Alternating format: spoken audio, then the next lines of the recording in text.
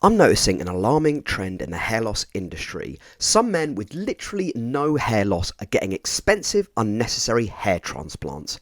Why? Now, my socials have been bombarded recently with videos of guys getting hair transplants whose hair is fine, and I don't understand why. So we're going to look at this, and I'm going to show you some videos that I've come across as well, that it just doesn't make sense to me. And we're going to be looking at the motives behind this, because for me, this indicates a societal issue, but it also indicates some of these may be done for more nefarious means. Now, before I show you this content that I've come across, it's really important to underline here that hair transplants are not a walk in the park. It is a surgery, it requires recovery time, there is blood, and it requires analgesic.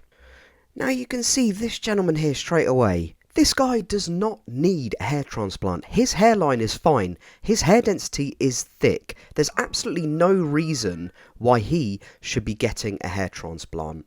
As you can see there, even the temples look fine. The widow's peak looks absolutely fine as well. But he's still, getting it around the front and around the temples. So if we can sort of zoom in there, you can see this is completely unnecessary. This is completely unnecessary. So as you can see here, this is pre-transplant. That is a fine head of hair. That hair does not require a transplant. And as you can see, the smallest amount of grafts have been done around the temples, which are completely unnecessary, and at the front as well, just to bring the hairline down maybe ½ an inch, which again is completely unnecessary. As you can see, this is, they call it a Norwood grade 2. I think that's being generous. Let's have a look 8 months out. It kind of looks the same as it did before. It looks exactly the same as it did before. And then you go into the comments and you're like, superb, really impressive, very natural looking hair clinic. I had 3 FUT procedures done between blah, blah, blah, blah. Finally, a rational comment. Am I missing something? Why did he get a hair transplant?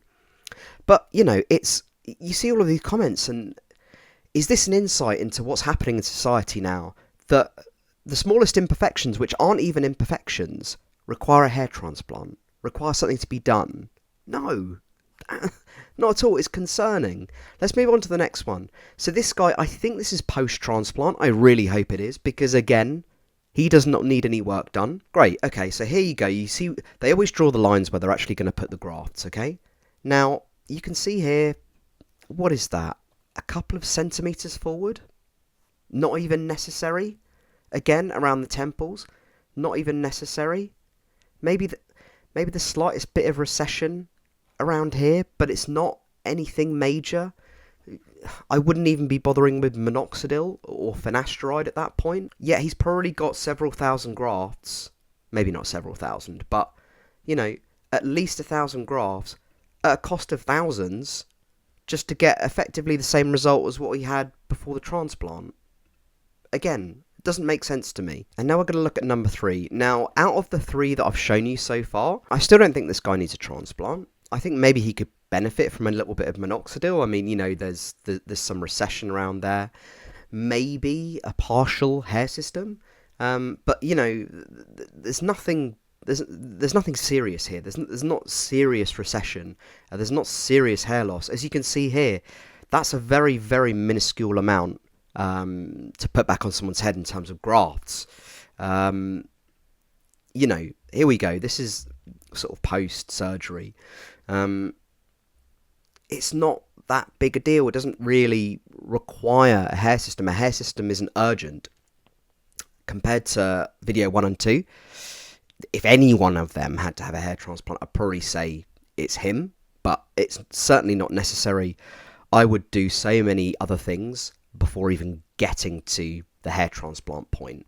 Now let's dive a little bit deeper into the causes behind this trend. Now I think there's 3 things that are causative for this happening. I think number 1 is social media pressure. You go onto Instagram, you go onto Facebook, you go onto YouTube, and you see these most perfect hairlines. Like me, I was on Instagram last week and I was getting bombarded with these videos, of people who don't even have real hair loss and they're getting hair transplants. It's crazy.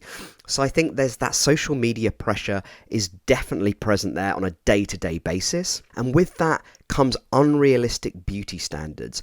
Unrealistic appearance standards, the need to appear perfect, the need to appear flawless, this isn't grounded in reality. And this is why I say with hair system wearers, stop focusing so much on the hairline, because at the end of the day, it really plays into those perfectionistic patterns, which we can see with a lot of these guys, which actually become really unhelpful over time. None of us are perfect. None of us are flawless. In fact, our flaws are actually what makes us who we are. Now, I am all for getting hair back on your head. I think if it can boost your confidence and it can boost your self-esteem, yes, absolutely do it. But when it gets to a point where the gains are so marginal, and in many cases, as the videos I've just shown you, minimal, what's the point? If anything, it actually goes deeper than, just getting hair back and getting your confidence back. It's about something a lot deeper psychologically that comes down to even sort of like body dysmorphia. It's getting to the point that it's that extreme. And people might see celebrities, they might see TikTok influencers getting free hair transplants from these clinics. And that's the next point that I wanted to talk about. And that's the clinics themselves that are doing this. Now, if you have literally no hair loss or such minimal hair loss and they're doing hair transplants for you, you have to be asking questions about that clinic. Are they doing what's in the best interest of the patient, or are they using this for more nefarious means? Are they basically seeing a quick buck or seeing an opportunity with an influencer to basically build their brand and get more people who don't even have male pattern baldness coming to them being like, I'm worried, I've lost a bit of hair around the sides, my temples are receding a little bit. And there are a lot of hair transplant clinics out there who will happily take your money when nothing is needed and nothing is wrong. So in summary, this unnecessary hair transplant trend right now is caused, in my opinion, by social media pressures, unrealistic appearance expectations, and opportunistic clinics, a lot of them in Turkey, who are just after your money. They will do a hair transplant for a celeb or an influencer for free, and they will try and get you on board off the back of that. And it is wrong. Guys, my 2 cents, if you've got the ever so smallest amount, the minusculest amount of hair loss on your head, don't panic, stay calm. Please do not go for a hair transplant consultation. You are nowhere near that point. If you want a safer, more immediate solution and you've got recession around the fronts, you can always get a partial hair system. And while you're at it, you can use my discount code from levividhair.com. Today's sponsor, guys, is Levivid. You can find them at levividhair.com.